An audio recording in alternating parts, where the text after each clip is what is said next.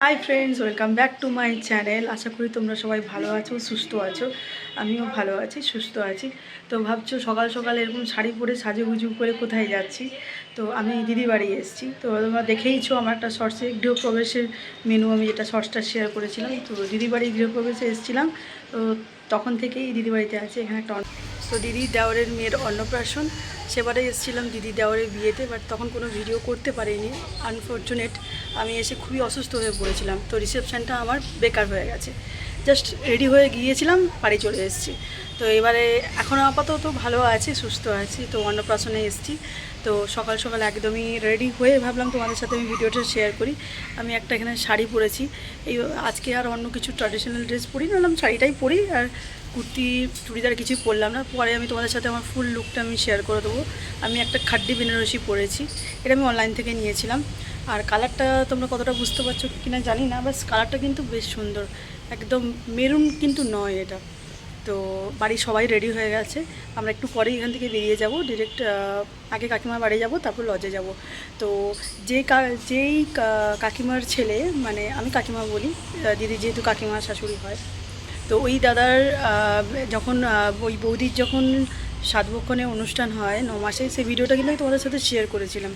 তো সেই মেয়ে আজ তার অন্নপ্রাশন, কতটা বড় হয়ে গেছে। তো তোমাদের আমি সবটাই শেয়ার করব যতটা পারবো, যেহেতু এখানে নিজের বাড়ির অনুষ্ঠান, বুঝতে পারছো খুব ব্যস্ত থাকবো, সবাই কথা বলবে, আসবে, সবার সাথে একটু গল্প হবে অনেক দিন পরে। তো চলো কী কী হবে তোমাদের সাথে কী পড়েছিস দেখিয়ে দে সবাইকে, দেখিয়ে দাও। ও বাবারে, সব দারুণ দারুণ লুকস দিয়েছে। মামে একদম ম্যাচিং ম্যাচিং কম্বিনেশন, তাই না? আর একজন মাঝখানে পরি দেখি দাও,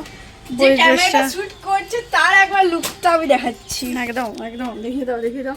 এই পিছন দিকে যাও, চুলটা বেঁধে নিতে একদম। এই যে আমাদের লুকস। ও সব একদম ঘেঁষা, একদম শাড়ি শাড়ি না, সব ঘেঁষা না, একদম সবাই শাড়ি ঘেঁষা। শাড়িটা তো সেম পড়েছে, যা লাগছে সবাইকে সব থেকে। আমার মাকে তো লম্বা লাগছে কেন? ও আচ্ছা, কি পড়েছে বলো?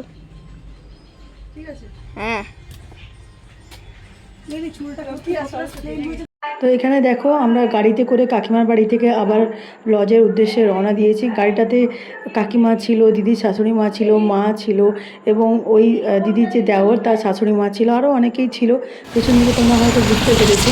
তো দিদির পিসি শাশুড়ি মা, পিসি মা ছিলেন।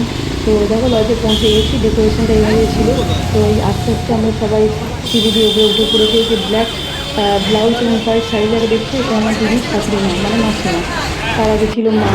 দিদির ভিতরে আমরা দেখো এখানে রেঞ্জ কাউন্টারে করে এসেছিলাম, খেয়েছিলাম চিপস, পকোড়া, যা যা ছিল। এর শর্টসটা তো তোমাদের সাথে আমি আগেই শেয়ার করেছি, যে অন্নপ্রাশনে কি কি খেয়েছিলাম, ওই দিন মেনু কি কি ছিল। দেখো লজটায় অলরেডি কতটা ভিড় হয়ে গেছে। তখন বাজে ওই 12:30 নাগাদ, তখন লজটায় এতটা ভিড় ছিল।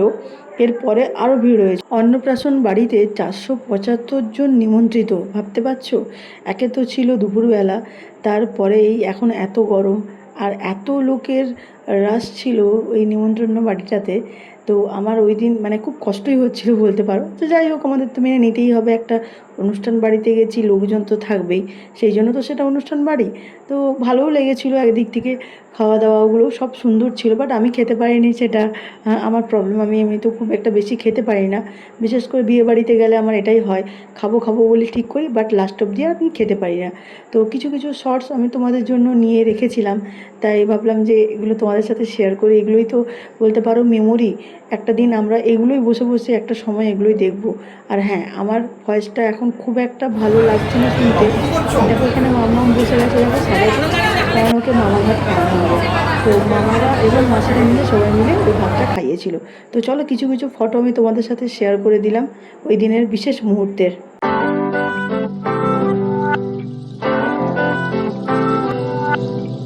আমার এই ভিডিওটা যদি তোমাদের ভালো লাগে, প্লিজ একটা লাইক করো, কমেন্ট করো এবং শেয়ার করো।